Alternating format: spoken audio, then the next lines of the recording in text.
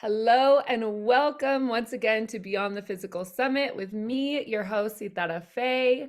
I'm here with someone who is so special and near and dear to my heart, Azul. I don't even know that I've ever said your last Oh, name. Can you pronounce Azul that? Terronez. Yeah, Terronez. Terronez. I don't think I've ever said your last name. Azul is a Wall Street Journal and USA Today best-selling author who has coached hundreds of people for over a decade. His extensive knowledge and experience has helped leaders, entrepreneurs, and CEOs build brands and messages with their books, including myself. He has helped Pat Flynn of Smart Passive Income, Jada Selner, co-founder of Simple Green Smoothies, Joe Howley, a former NFL player, and inventor of Pictionary, Rob Angel. YouTubers like Ali Abdal, Nathaniel Drew, Matt Dejer, and Yes Theory, and CEOs like Mindy Martell, the apparel mentor, to write and market best-selling books. Azul has been a keynote speaker at international conferences, and his TED Talk, What Makes a Good Teacher Great, has been viewed over 3.5 million times. Azul, thank you so much for being here with us today. Oh, thank you so much for having me. Such a lovely introduction. Of course, of course. So, I have a question just simply about, I know a little bit about your history. And so I want to ask you, at what point in your life did you start shifting? Because your TED Talk is about what makes a good teacher great. I know you have a history in the school system, which you're Yeah. welcome to in on if you'd like to share. But what happened in your world and in your life where you started making the transition to being an entrepreneur and a book coach? Yeah, that's a great question. So I spent 24 years as an educator. I was a principal. I taught university for 8 years, the founding member of a new school. I moved in inner cities. I worked in suburban schools and also international schools abroad. So I was very used to that world. But there was something in me that felt like there was something else. And that's a really weird feeling when you're towards the end of your career or the middle, the last half of it. You know, felt called that there's something that I was supposed to do. And one of the things I had always wanted to do was write a book. And interesting enough, I began this journey about 15 years ago when I started publishing students, because when self-publishing became an easier thing to do, I figured, why can't eighth graders be published authors? Wouldn't that be awesome if? And I said, well, if I can get every eighth grader that graduates from my classes to be a published author, they could get over one of the biggest hurdles that exists for most adults, which is, hey, so I published a book. And the eyes of people would just fall out. Wait, what? How old are you? And that was where I started this work. But when I saw what it did for them inside as humans transform, I started thinking there's something more here. One day we're having a book fair where we invited the other class over, sharing their books and their writing, and the students were putting out their books to be read by other classes. That innocently enough, a student said, Mr. Terronez, can I get your book? I want to put it out too. And I wanted to actually run away or lie and say, this is all about you. I don't have a book. It's not about me, which was a total lie. The truth was I was afraid. And I decided in that moment, I just said, honestly, I don't have one. And they're like, well, why? And I said, well, I'm afraid that I don't know who would buy it or who would want it. And they're like, you always tell us not to be afraid. And so you should just do it. And they walked off. And I was like, dang it, from the mouths of babes. So it was in that moment I decided I needed to write my first book. Even though I had been thinking about it for 24 years, the whole time I was an educator, I should write a book. I even started, took courses, read books, went to workshops, all the things, but didn't actually execute. And so in that moment, I decided I should write a book. And after 24 years of kind of stuttering, my purpose grew bigger. And I wrote that first book in 30 days. And then when I presented it to people, they weren't blown away so much as by the content, but blown away that I wrote a book in 30 days. They're like, wait a second here. Can you tell us about this? And I realized it was resistance that I was fighting, not the ability to write. It was the beliefs that were attached. And so that's the shift that started to happen for me. And that's sort of how I kind of started into the world of authorship. It was sort of a odd misstep. And I was trying to figure out how do people make this living outside of like in entrepreneurship, because I wasn't doing that at the time. And that's kind of how I arrived here. Right. Well, it sounds like there's a bit of a natural progression. And it's one of the things that I love asking people is like, how did you get to where you are? People absolutely fascinate me. And, certain things that come into our life at certain times that to me, I would describe as fate. So it sounds like those, Yeah. your students that called you out so gently and eloquently, or like, the voices of angels and the voices of fate that was stepping in. Because since then, how many, do you have a number of how many books you have helped publish into the world? Hundreds, hundreds. Yeah, Hundreds. it's really exciting. Yeah. At first it was just a couple here and there, but they were really influential people. So it really was, I didn't know what I was doing as far as I knew how to be a teacher. That was my gift, like to help people. But how to navigate entrepreneurship was new. But since then I've helped hundreds of people. And I always thought, well, maybe it was a fluke. Maybe I'm good with people, but it didn't matter who it was or their level of success or their education, whether they're a professor or a doctor, or a lawyer or a psychic or any, like none of those things seem to get in the way of the work. So I was like, there's something special here that I can't explain. I don't have a coaching certificate. There's not that book coach is probably the worst name because it doesn't really identify. Book doula is probably the one that lands probably the best close to us, or book whisperer, because my job is to bring out this truer nature in people. And I'm not looking for words, I'm looking for them. And so they feel always seen. They're like, I feel like you know me or something. And I'm like, yeah, because I'm looking for you. I'm not looking for the words that you're searching for. I'm looking for you. So that gift has been great. And I think a lot of that came from something that in the past would have been seen as a liability. So I wasn't the kid that did well in school initially because I couldn't read at third grade. So I Mhm. was still fumbling. I was memorizing those texts. And after they got rid of those little books that, Dick and Jane books are like very easy, I couldn't get past them because now I actually had to read. It was really difficult. And I got through that, but I got into UCLA magically. And despite everyone who around me was like, how did he get in? But I flunked freshman English at UCLA and I had to take it over in summer. So I Mhm. wasn't the kid that should be maybe writing books or doing these things on the outside, even though I wanted to. But what happened was because I couldn't see, I found out when I was almost a senior in college that I was dyslexic. I didn't even know what that was. So I realized, wow, no wonder I can't focus on the words like my peers, but I could see things underneath the words. And that just doesn't make sense in academia. What do you mean you see if you don't see the words, you don't see anything? I'm like, no, but I feel like there's something else here.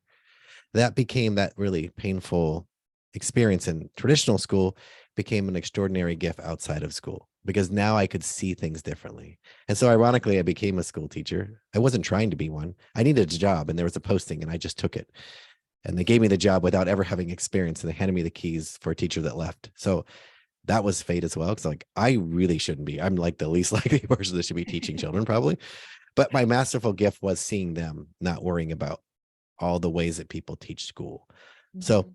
I think there's something into that, like sort of magical moments that occurred, whether they were a long time ago and I now realized later, or they're happening in the now. Mhm.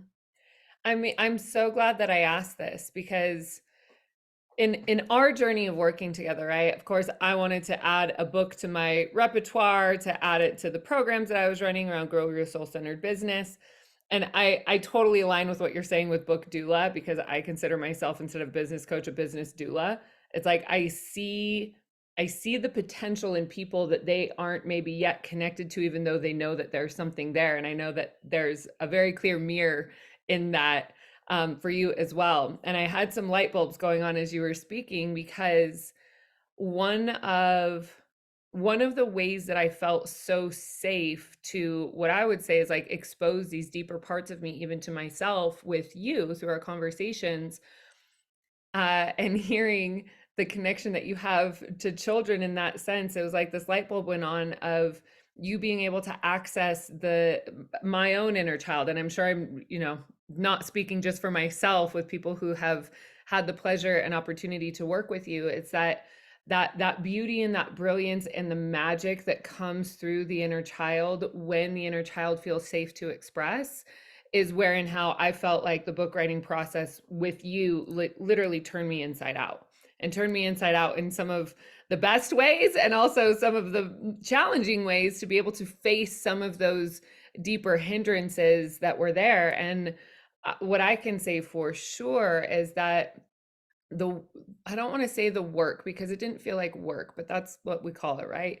The work that we did at that time, I know I'm still receiving the benefits of. I know I'm still receiving the fruits of that unfolding and continuing to connect with my inner world in a deeper way. So I can absolutely attest and support the idea of business or book doula, because there's something gentle and elegant and also magical about the work that you do and the way that you do it that is not what you would expect at all.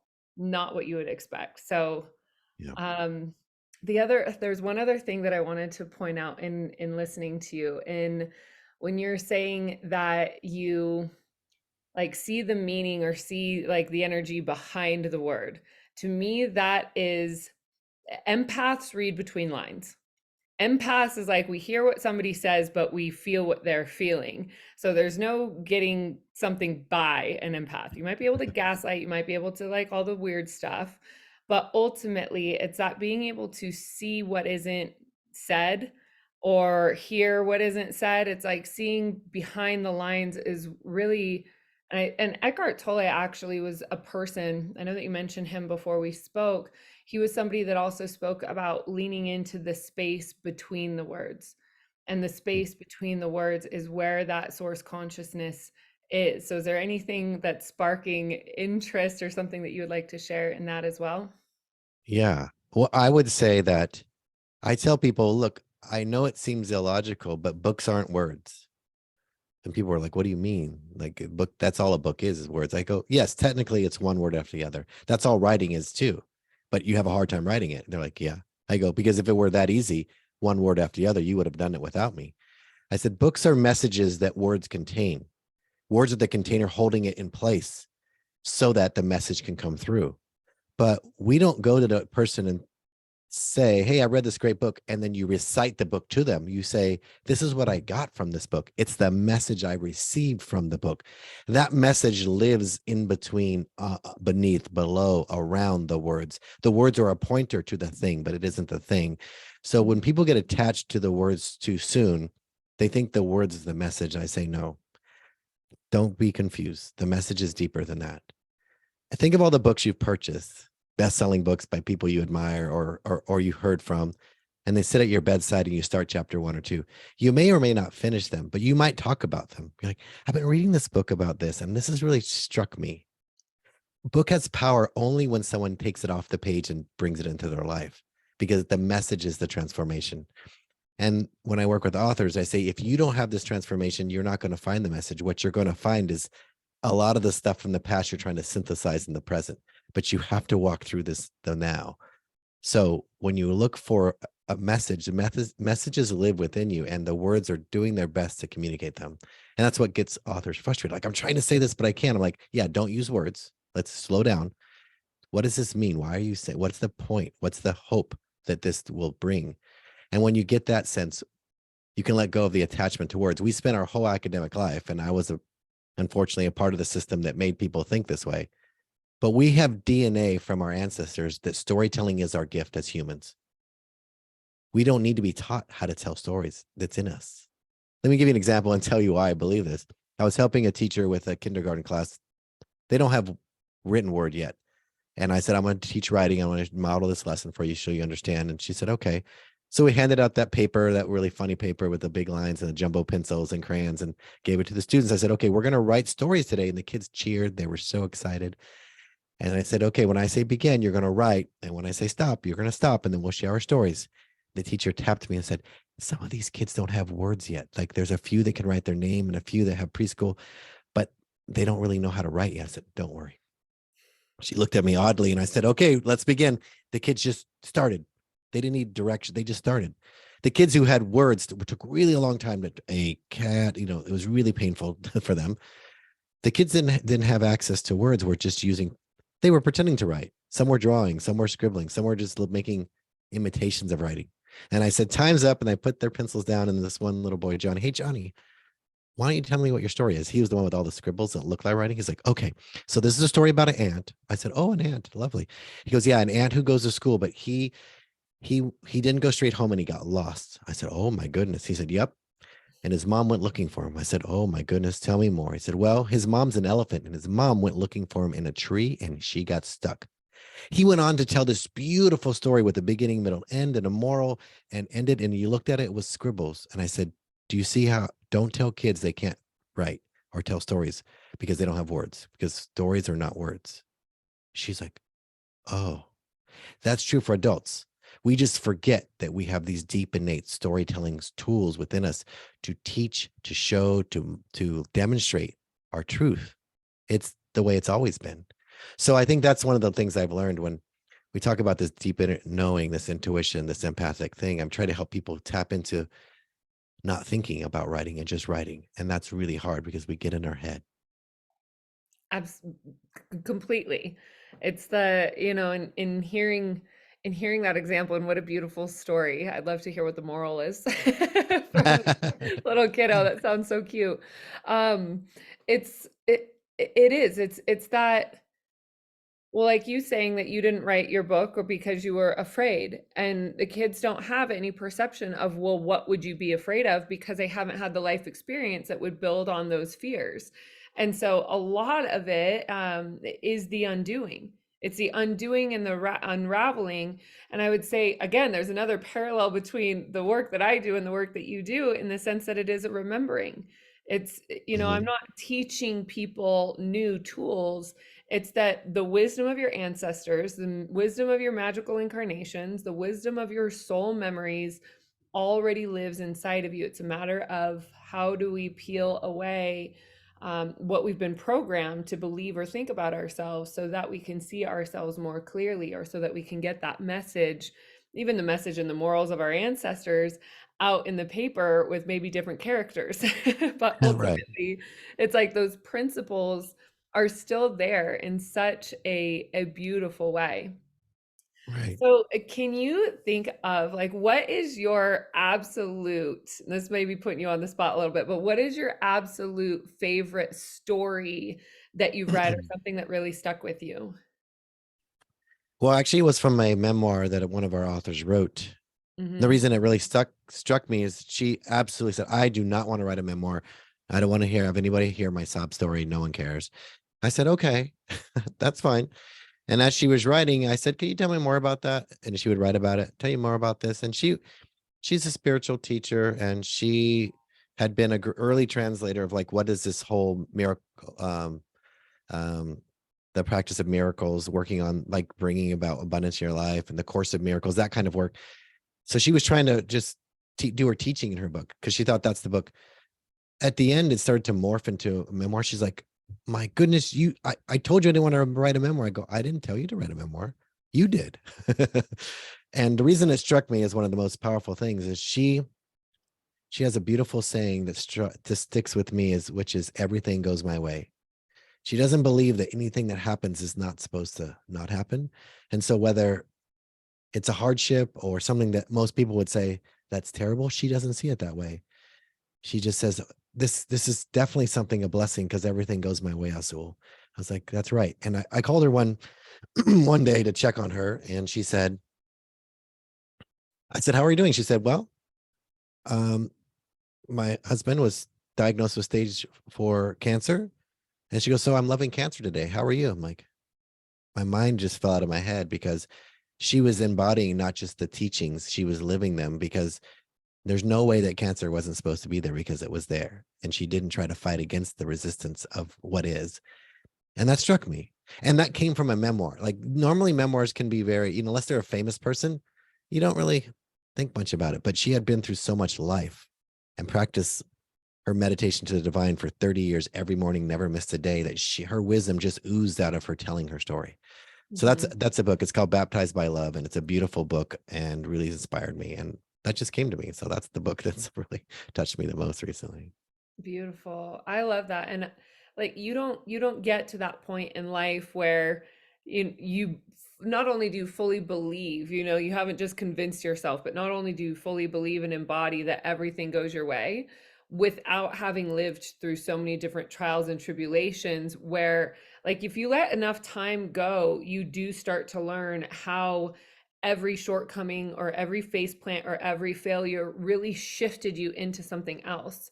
And I'm not a big fan on the healing journey where people are like, oh, but it made me who I am today. Like it seems to me like a just complete bypass of a bunch of stuff without actually being able to fully embody and comprehend, so that you're using it to in your favor and to your advantage, in the sense that those lessons were there for you. Those lessons helped to shape you into who you were, rather than the trauma. Um, and I mean, Right. you know a bit about my story, and there was just so much intensity and intense emotions that a child under the age of 6, a child under the age of 10, like, well, quote unquote, shouldn't have to try to digest or understand.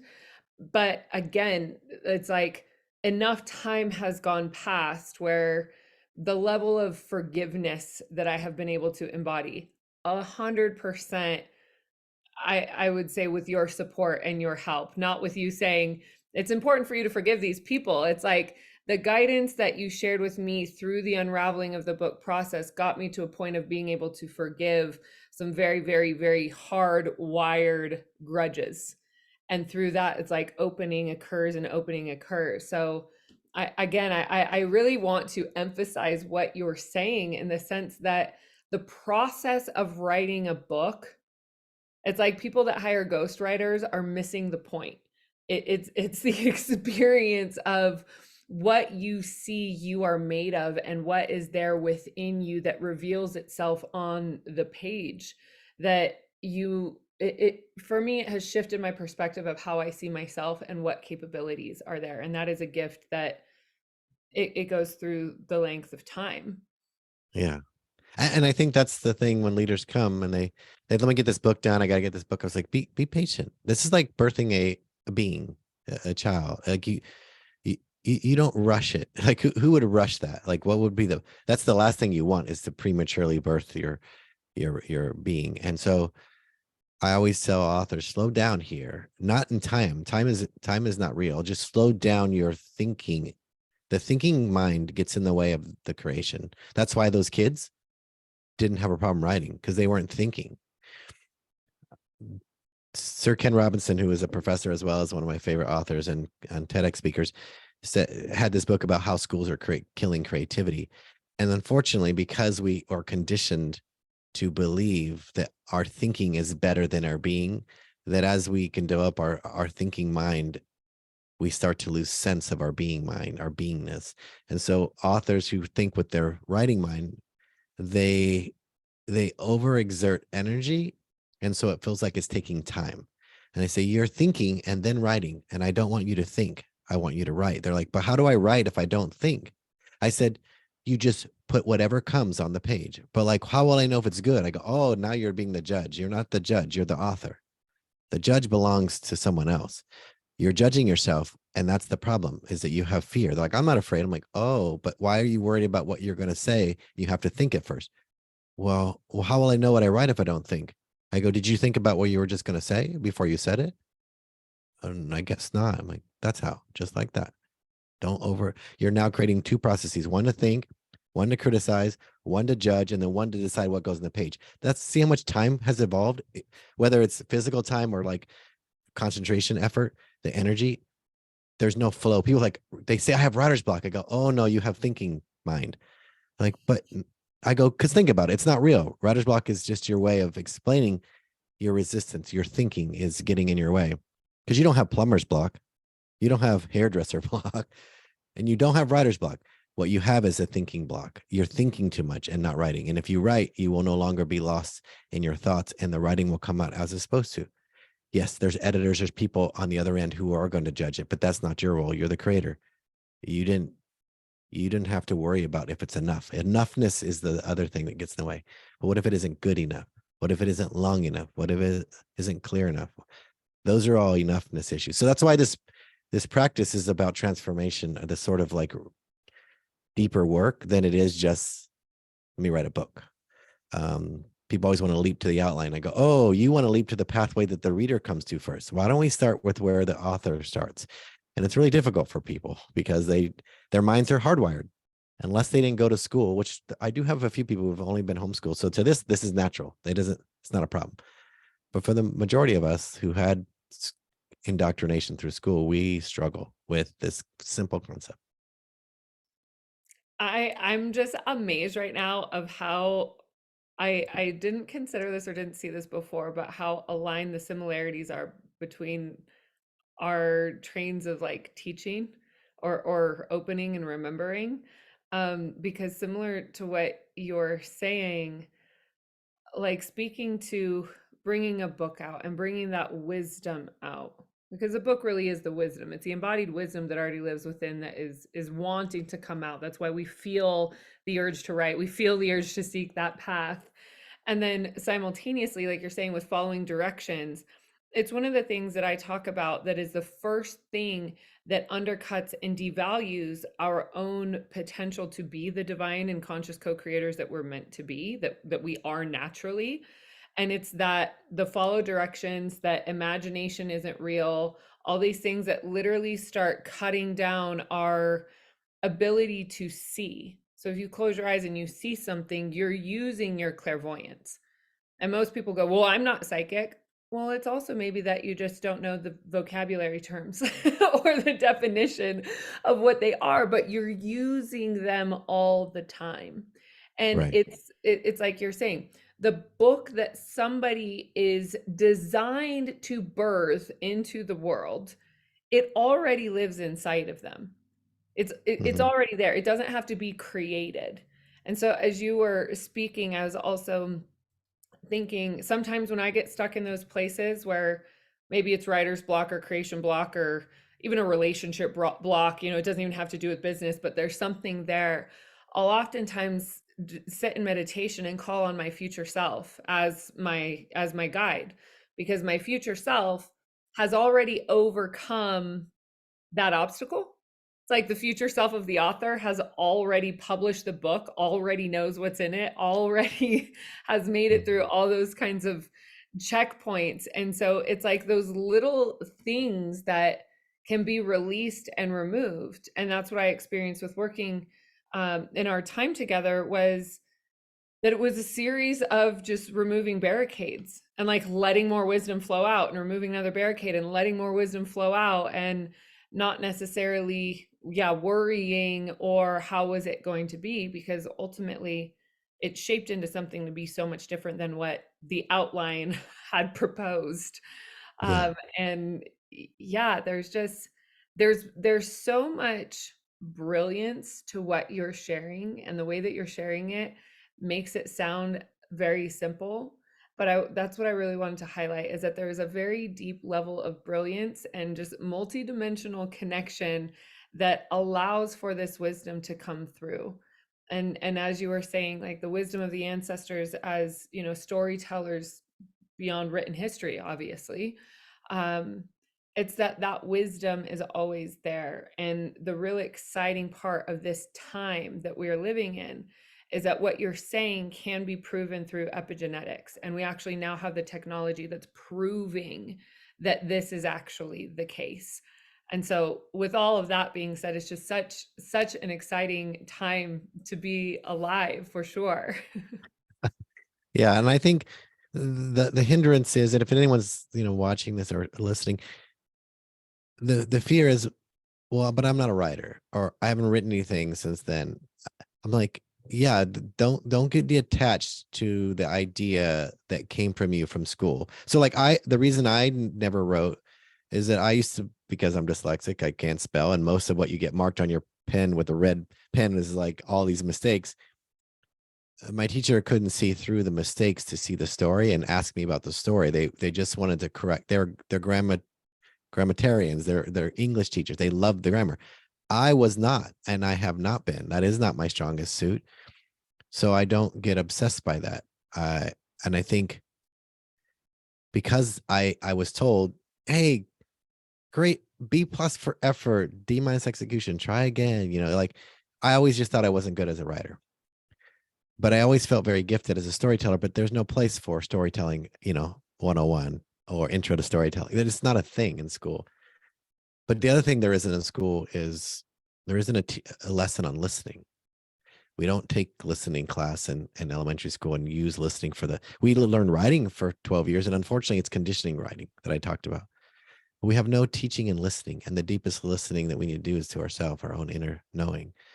And so a lot of what I do is spend time listening and reflect right back what I heard. And then the author's like, wow, that was really great. I said, yeah, you said that. They're like, oh, I said that? I'm like, yeah, because you're not used to listening to yourself. You think that your thinking mind is better than your being mind, your truth, your consciousness. So I have to capture everything they say and read it back to them like, oh my gosh, wow. I'm like, yeah, isn't that amazing? Isn't it amazing what you can do? And they're like, no, but that's what you said. I said, no, that's what you said. I wrote it down. And even if I record it, they don't want to listen to themselves. So I just have to read back. But what I've observed is that when people get in that pure state of being, their truth is enough. There is no lack. You don't weave your child in your womb. That's not up to you.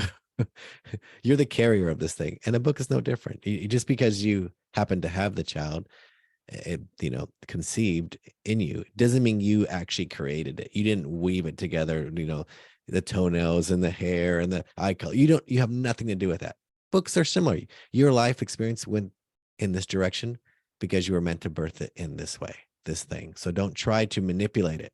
Don't try to change the hair color. Let it just be birth, and we'll worry about what happens afterwards. But I think that's just a strange thing, because most people, especially people who've come from another coach, a writing coach, and they're like, this is how they told me to do it. I said, okay, let that all go. Let's just get out some markers. Let's get some crayons. I know I did this with you. You're like, so you want me to draw the book? I go, yeah, I want you to see the book. I want you to feel the drawings of the book, because the book I have mine exists. somewhere around here. That's why I'm looking around. I know that I have them close. I still have all the drawings. That's great. And the reason I do that is I was like, the book exists. I just want you to see it. The words will come. Again, the book isn't the words. The words are the container for the message to carry on when you can't be in the presence of somebody else. The energy will transfer to them. And if you don't shift in this work, they'll get this energy from your past. And I'd rather they have the energy of the now. I love that. I absolutely love that. And I can attest. We moved one barrier, and I think I wrote what it was like 17,000 words in one day. It was like half the book in one day. And I honestly, I don't think I've actually gone back and read all of that, but sometimes I go back and read some of the things that I wrote.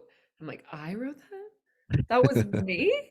And I know that it wasn't me. I know it's not my mind. It's not coming from my mind. It is a pouring out of my heart and the wisdom that is meant to be there.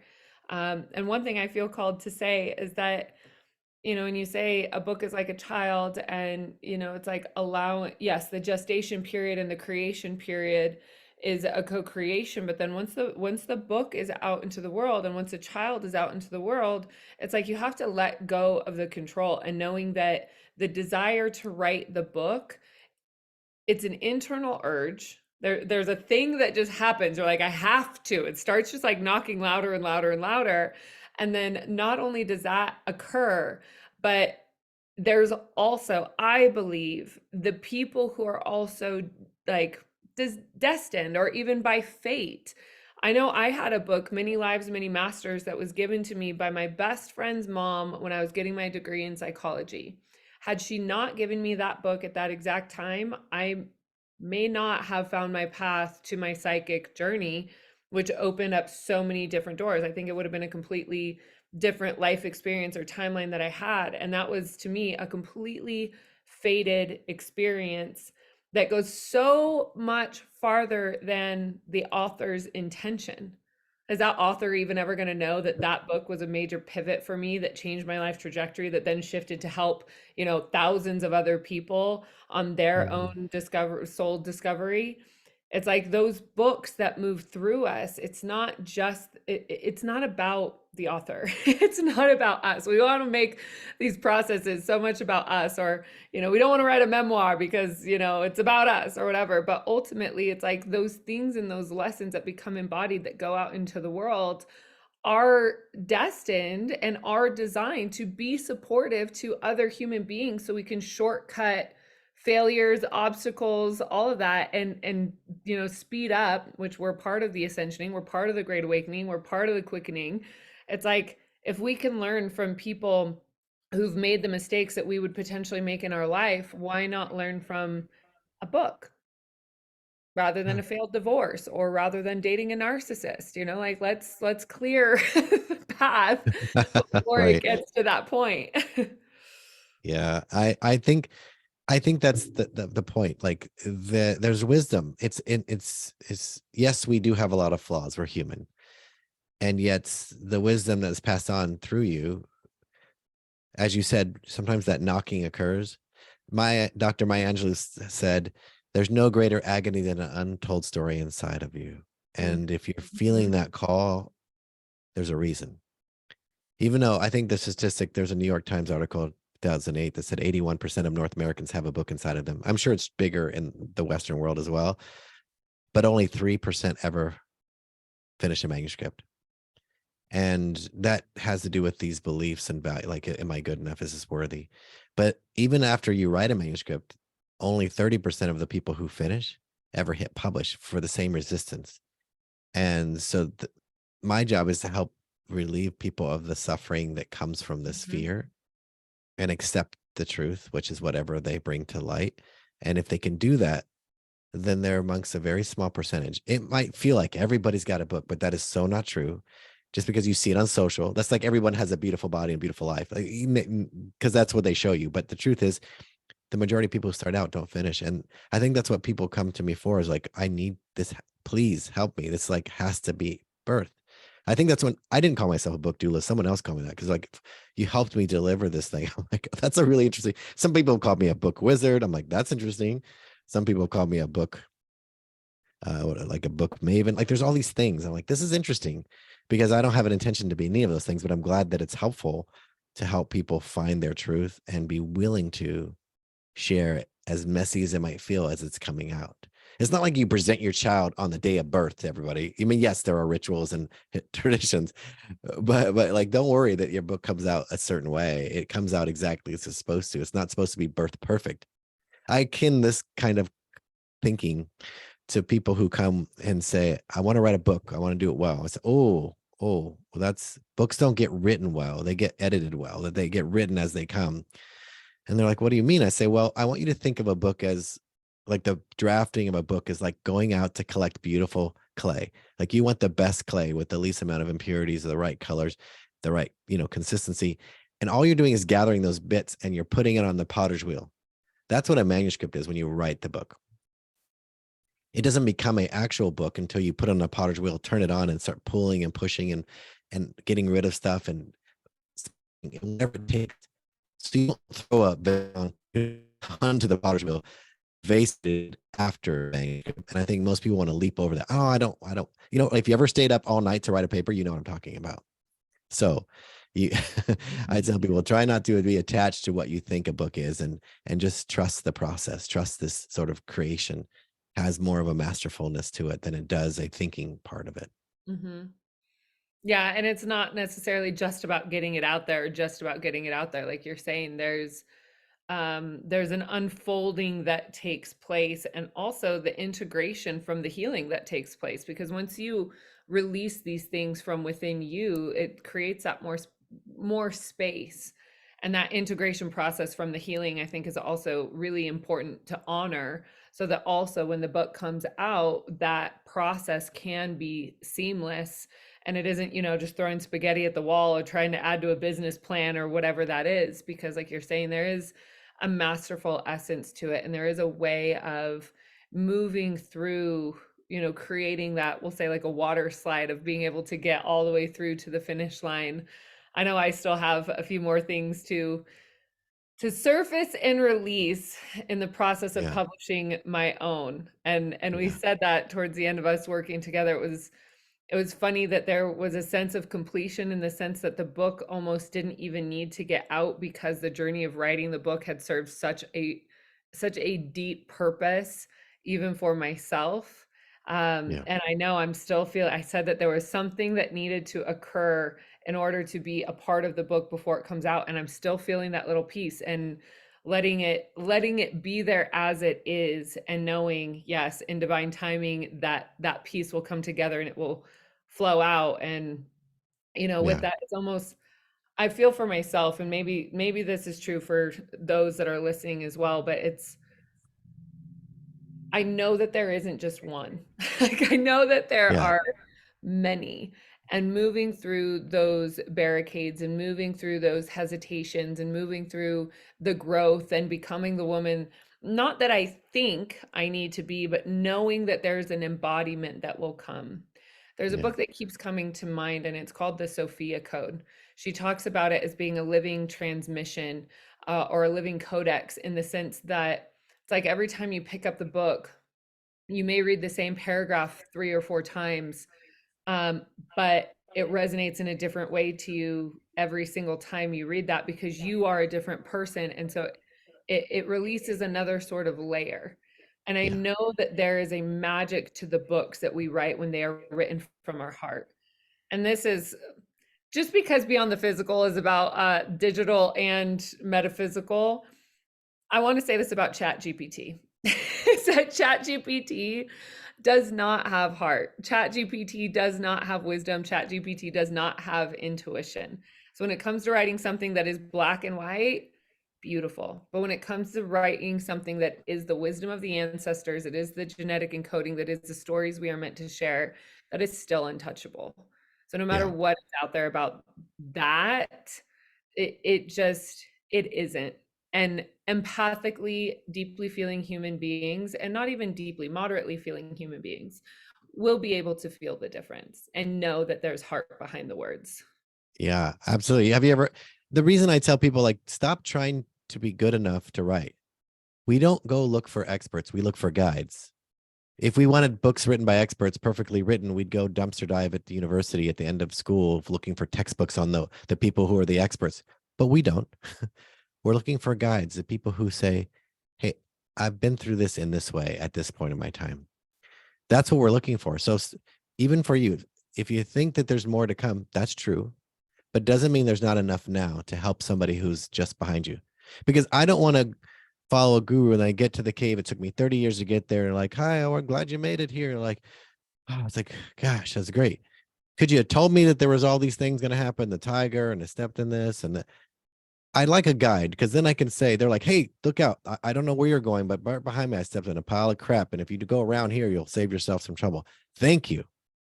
The guru didn't care that I did that. They just said, oh, you made the journey. I'd rather be guided. I'd rather be in someone's path that is right there. I can see and feel and understand.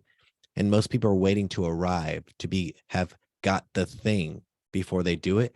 And the thing keeps moving forward. So you keep thinking, well, I got to keep going. Well, because that path will keep going forward, and you're not going to arrive. And when you do, it'll be the end of your journey. And people think, well, when I get there, because this is my thing. I used to think I'll write a book when I have something to say. And I was like, but I have lots to say. So how do I know what's the right thing? How do I choose? What if it's wrong? I was like, oh, the thinking mind. I'm lost in the story. So I encourage people, don't think that somehow magically you're going to arrive to get to the end so the book lands. The book will land when you choose to show up for it, or if it's ready to be written. But don't worry about crafting, how does this end? Because it won't. There is no ending. And there is only ever today. Tomorrow doesn't come. When you get there, tomorrow will be today, and you'll have the same thing to wonder about. I have that same fear. I'm like, what am I doing as a book coach? I mean, maybe I should learn. And then I realized, I was like, no, I am here the way I'm supposed to. I show up in this world the way I am designed to. And any growth will happen in the work, not waiting for me to get there and then do the work. So I hope that helps some people out there who are wondering, am I ready? I don't really know. There's so many people farther ahead than me. The reason I got asked to do a TED Talk wasn't because I was a great speaker. I didn't have any evidence of being a great speaker. I had a book though. And that was enough to open the conversation. And then they got to know me. They're like, yes, you're the person. So I just want to encourage people, like, don't. And I didn't even write a book about that. That TED Talk that has all those views was a failed book, I must say.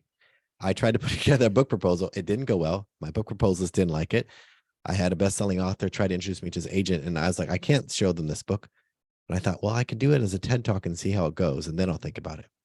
So ironically, the thing that took off was something I didn't think I was ready for, and actually was Right. told it isn't ready. And yet it's the thing that actually sparked a conversation in people. So I just want to inspire and challenge people to tell them you're never going to feel ready or feel there yet. And that's okay. Beautiful. I love that. My next question was going to be, is there something you want to share to leave us on a closing statement? But I think that is just absolute perfection. So, Azul, I want to thank you so much for the role that you have played in my life. I want to thank you for the voices of the people who have read the books of the authors whose books you've helped bring out there. I want to say thank you for your work and thank you for just that ripple effect of influence that you may never be able to understand how big it is, but truth be told, you are an absolute gift to this world. You're an absolute gift to authors all over the place, a gift to my heart and my life. So thank you, thank you, thank you. For those of you that are interested in connecting with Azul, of course, check the link in the description. He's got a freebie there for you. Feel free to take a look at his website. Of course, follow on social media, do all the things. But if you're feeling a resonance to this conversation, I highly, highly, highly recommend reaching out to Azul and just asking whatever questions you have. He's a friendly guy. I'm sure he'd be happy to answer them. Absolutely. Beautiful. Well, thank you so much for your time here today. I'll look forward, I'm sure, again to chatting with you again soon. And for those that have listened, I look forward to seeing you on the next interview. Mwah! Ciao, Thank ciao. you.